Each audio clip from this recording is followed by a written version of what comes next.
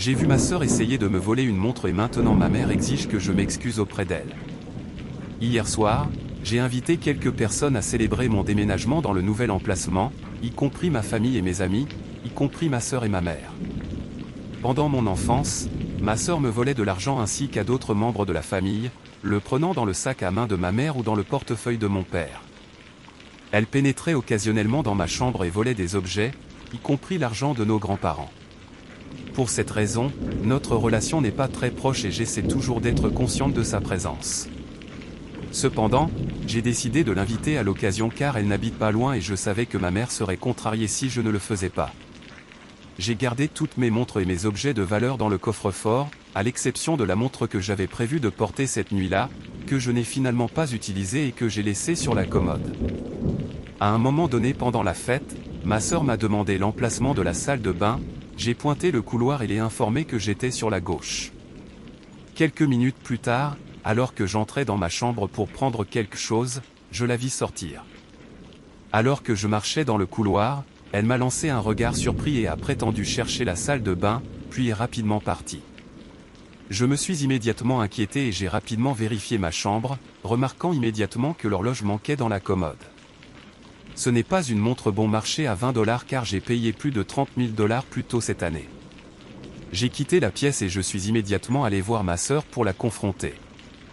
Je l'écartai discrètement, évitant de créer un chahut, et lui dis que je savais qu'elle avait pris ma montre. Si elle le rendait à ce moment-là, je n'appellerais pas la police. Elle est devenue extrêmement défensive et a commencé à crier, niant m'avoir pris quoi que ce soit. Je sentais que beaucoup de gens nous regardaient et nous écoutaient. Elle annonça qu'elle partait et se dirigea vers la porte. Je savais que si elle partait, elle ne reverrait probablement jamais ma montre, alors j'ai attrapé son sac à main et j'ai vidé son contenu par terre. À ma grande surprise, il y avait ma montre avec ses autres affaires. Ma sœur a commencé à me crier dessus, me traitant d'idiot et tout, a attrapé la plupart de ses affaires et s'est enfuie de l'endroit. Ma mère l'a suivie et n'est pas revenue à la fête. Après une fête inconfortable, j'ai reçu un appel de ma mère, qui était en colère contre moi. Elle m'a fait un long sermon sur le fait que je n'avais pas besoin d'humilier ma sœur devant tout le monde à la fête, soulignant qu'elle ne pouvait pas se contrôler. Il a dit que ma sœur pleurait et était bouleversée par la scène que j'avais causée. Ma mère m'en voulait également de fouiller dans le sac à main de ma sœur et m'a dit que je ne devrais jamais fouiller dans le sac à main d'une femme, considérant cela comme une atteinte totale à la vie privée. Au début, j'ai essayé de persuader ma sœur de me rejoindre. Cependant, c'est elle qui a commencé à me crier dessus, créant une situation où tout le monde la regardait. Si elle ne m'avait pas volé, refusé et essayé de partir, je n'aurais pas eu besoin de fouiller dans son sac. Je ne suis pas prêt à risquer de perdre une montre d'une valeur de 30 000 $ simplement parce que je ne devrais pas passer par le sac à main d'une femme. Maintenant, ma mère veut que je m'excuse non seulement auprès de ma sœur, mais que je dise également à tous les invités que tout cela était un gros malentendu et que ma sœur n'a rien compris. Je ne sais pas trop comment m'y prendre avec ma mère. Il est hors de question que je m'excuse auprès de ma sœur, car c'est elle qui devrait s'excuser auprès de moi. Et je ne vais certainement pas mentir à tous les invités pour sortir ma sœur de cette situation inconfortable qu'elle a elle-même créée. Je ne sais pas non plus quoi faire à propos de ma sœur en ce moment. Je suis complètement fatigué d'elle. Je crois que c'est elle qui devrait s'excuser, mais je doute qu'elle le fasse. Merci d'avance pour tout conseil. J'ai invité ma mère à déjeuner pour discuter de l'incident à la fête et délibérer sur les prochaines étapes. Je lui ai expliqué que ma sœur m'avait volé une montre très chère. Ce n'était pas juste un objet ordinaire, et cela ne devrait pas être ignoré même si c'était le cas. J'ai essayé d'aborder la question dans un cadre privé, mais elle a choisi de crier, de jurer et de créer un chahut.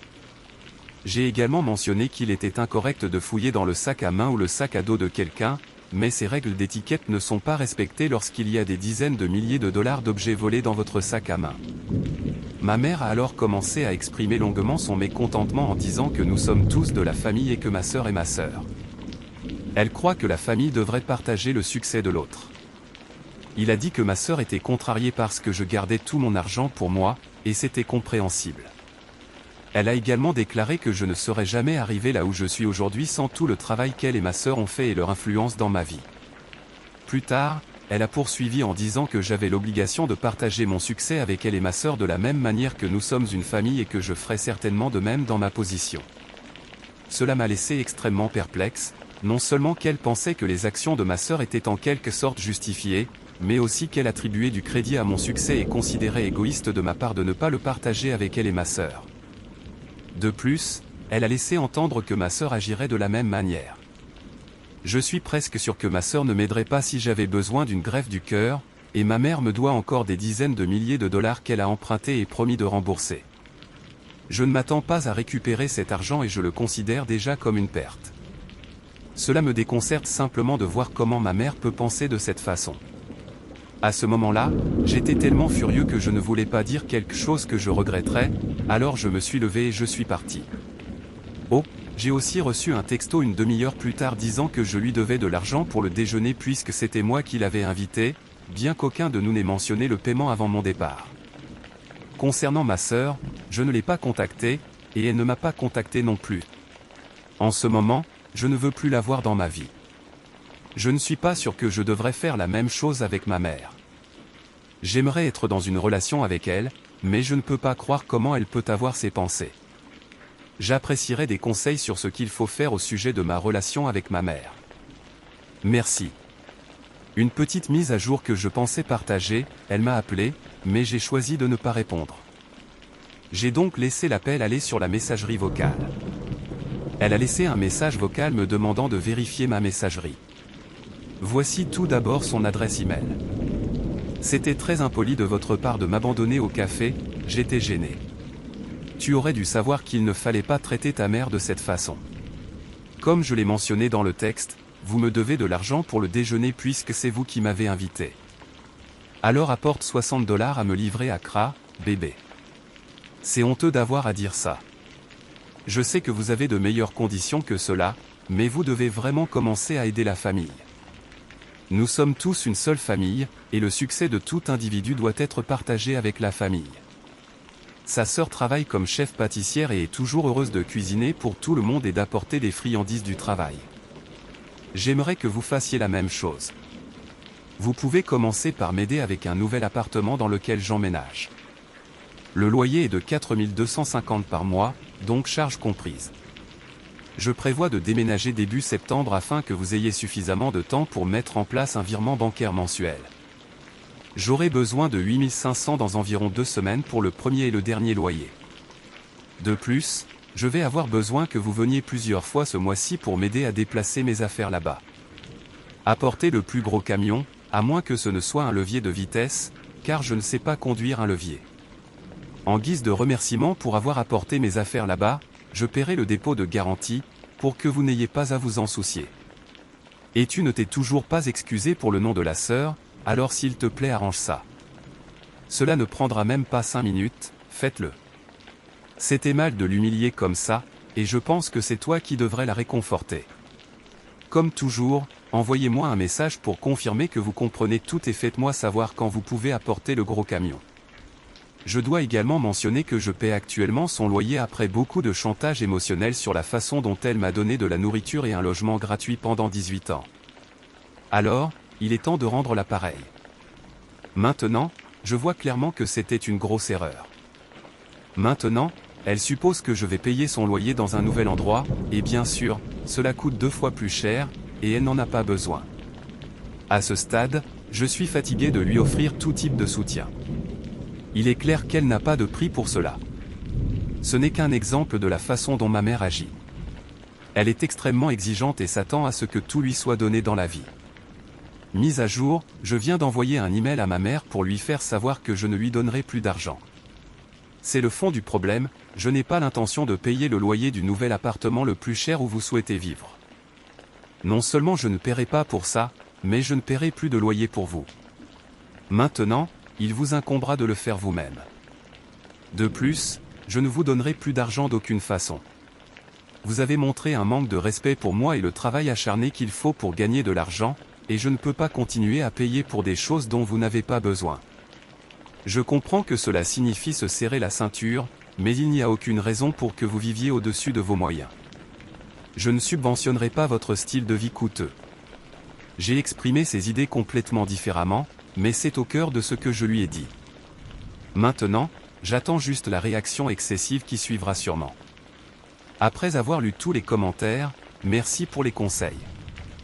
J'ai décidé d'envoyer un email à ma mère pour lui faire savoir que je ne paierai absolument pas pour le nouvel endroit où elle prévoyait de déménager, et que j'arrêterai complètement de payer son loyer.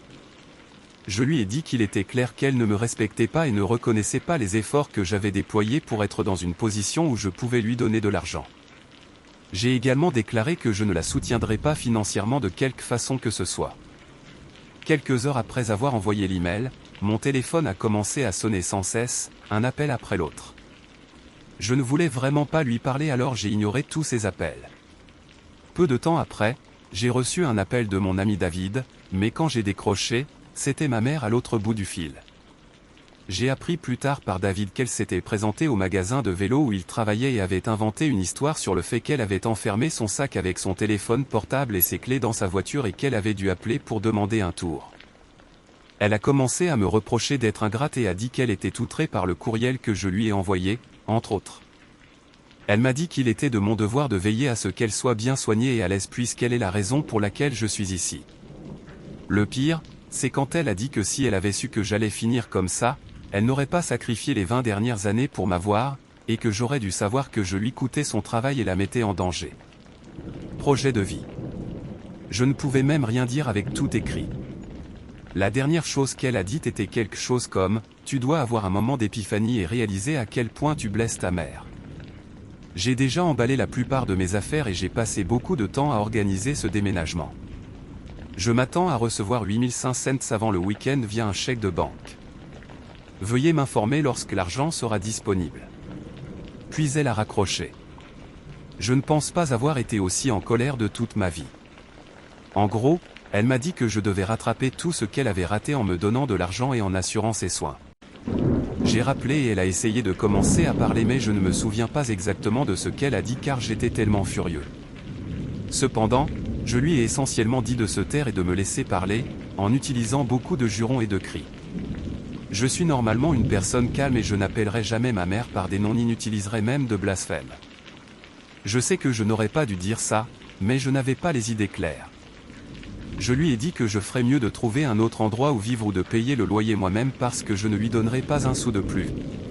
J'ai ensuite éteint mon téléphone portable car je ne voulais plus traiter d'appels ou de messages. Finalement, j'ai eu besoin d'utiliser à nouveau le téléphone portable et j'ai décidé de bloquer son numéro. J'ai remarqué qu'il y avait des appels et des messages d'elle mais je ne voulais pas regarder. Ce matin, j'ai reçu un appel de la réception de mon immeuble disant que ma mère essayait de monter dans mon appartement, mais j'avais déjà demandé au personnel de l'ascenseur et à la sécurité de l'empêcher de s'inscrire sur la liste des invités. Apparemment, elle a fait des histoires quand elle n'a pas été autorisée à monter à l'étage. Maintenant, elle est bloquée sur mon téléphone et je n'ai rien entendu d'elle aujourd'hui, mais j'espère qu'elle me frappera à nouveau pour ce qui s'est passé ce matin. Je crois qu'elle est dans le déni et pense que je vais payer pour sa nouvelle maison. Je m'inquiète de ce qu'elle fera quand viendra la date limite pour qu'elle paie le nouveau logement et je refuse de lui donner de l'argent. La date du déménagement approche et je suis sûr qu'elle devra bientôt payer. En fait, je suis surpris qu'elle n'ait pas déjà dû payer, et cela causera certainement beaucoup de confusion. Je suis vraiment inquiet de ce qu'elle va faire. Merci encore pour tous les conseils. J'ai dit que j'étais médecin et il y avait des questions à ce sujet. Avant de commencer, je dois mentionner que je suis médecin. Cet incident s'est produit il y a quelques années, alors que j'étais encore un jeune médecin nouvellement diplômé, si inexpérimenté que je pouvais être utilisé comme miroir de rasage. En plus de la médecine, j'avais une carrière antérieure. Donc, au moment où cela s'est produit, j'avais 30 ans et n'avais qu'environ 8 mois d'expérience médicale. J'étais sur un vol avec une compagnie aérienne connue pour son étrange obsession de montrer partout des images de kangourous. J'étais accompagné de ma fiancée et de quelques amis, partant en voyage à Bali. L'avion venait juste de décoller, peut-être 15 minutes de vol, lorsque l'équipage a annoncé sur le système de sonorisation les mots que tout médecin redoute d'entendre dans un avion. Y a-t-il des médecins à bord ? J'ai regardé autour de moi et j'ai remarqué que personne d'autre ne se levait, alors je me suis dirigé à contre-ségur vers la zone de l'équipage pour me présenter. Je fus accueilli avec un regard très reconnaissant de ma présence, et une hôtesse de l'air me conduisit vers le passager en question. J'ai approché un homme qui avait l'air assez faible mais encore assez conscient pour me dire exactement ce qui se passait. Il souffrait d'une maladie appelée Addison ou d'une maladie auto-immune qui affecte les glandes surrénales, et il avait l'impression d'avoir une crise surrénalienne. Fondamentalement, il était sous le choc en raison du manque d'hormones que sécrètent les glandes surrénales. Ceci est généralement traité avec une injection d'hydrocortisone, suivie de plusieurs jours de soins hospitaliers. Malheureusement, il n'avait pas les bons papiers pour apporter son injecteur d'urgence dans l'avion car il se trouvait dans ses bagages enregistrés. J'ai donc décidé d'informer l'équipage que nous devions amener cet homme à l'hôpital dès que possible. Un autre agent de bord était en contact avec le service médical d'urgence de la compagnie aérienne et le médecin à l'autre bout du fil était d'accord avec mon évaluation. L'avion effectue une courbe et revient à l'aéroport d'où nous venons de partir. J'établis une conversation avec l'équipe de service, composée de gens incroyables. J'aurais aimé connaître le nom de l'organisation afin de pouvoir les remercier publiquement, mais malheureusement, cette information s'est perdue parmi toutes les autres choses qui se passent. Une conversation médicale ennuyeuse s'ensuit, et on me donne un plan pour le patient à bord, qui est un avion incroyable avec une trousse de premiers soins étonnamment bien équipée. Pendant que tout cela se passe, je commence à administrer des fluides à mon nouveau patient. Pendant que je fais cela, une femme s'approche et se présente comme une infirmière, montrant sa carte professionnelle. Aucune idée pourquoi elle était dans l'avion, mais c'est super. Avoir un jeu supplémentaire de mains expérimentées sera utile. Je lui demande de commencer à administrer des fluides dès que j'ai mis une ligne sur le patient, puis de vérifier ses signes vitaux dans quelques minutes pour évaluer sa réponse. L'hôtesse de l'air, qui m'a d'abord escorté jusqu'au patient, m'informe alors que l'infirmière pourra désormais s'occuper du cas et qu'elle souhaite que je regagne ma place. C'est étrange, car son comportement est un peu particulier, mais sur le moment je ne l'ai pas remarqué. Je ne peux rien faire de plus pour l'homme avec les ressources disponibles à bord, car nous n'avons pas les médicaments dont il a besoin, et l'infirmière était parfaitement heureuse de rester avec lui et de me faire savoir si quelque chose empirait. Alors je retourne à ma place, pensant que j'ai fait du bon travail. Pas mal pour un brillant médecin novice. 20 minutes passent et l'avion atterrit à nouveau, comme si nous avions été dirigés vers une porte vide quelque part loin des terminaux principaux. Le même agent de bord s'approche et me demande de parler aux ambulanciers à l'avant de l'avion une fois à bord. Bien sûr, j'accepte et me dirige vers le front où je suis accueilli par deux policiers aux expressions très sérieuses. « Monsieur, cela vous dérangerait-il de descendre de l'avion un instant ? Nous aimerions vous parler, disent-ils. Qu'est-ce que j'ai fait ? Bien sûr, j'accepte et je descends de l'avion et je suis emmené dans un bureau à environ 2 minutes. Veuillez noter que se faire passer pour un médecin est une infraction grave. Un officier m'interroge et je demande quelle en est la raison. Il m'informe que le personnel de cabine a pris contact pour signaler qu'un étudiant en médecine, se faisant passer pour un médecin, soignait un patient à bord de l'avion. Il me demande ma carte d'identité et tous les documents que je peux montrer pour prouver mon statut de médecin. Cependant, il y a un petit problème, bien que je puisse fournir mon numéro d'immatriculation, que possèdent tous les médecins de mon pays et qui peut être vérifié en ligne, mon passeport et ma carte d'identité se trouvent dans le sac à main de ma fiancée, sous le siège. Un policier sort pour parler à quelqu'un, probablement pour récupérer mon bagage à main dans l'avion, tandis qu'un autre policier continue de me parler. Plus tard, j'ai découvert que l'infirmière qui m'avait aidé m'avait reconnu. Ils m'ont conduit silencieusement hors de l'avion. Le policier qui était parti revient après ce qui semble être une demi-heure environ.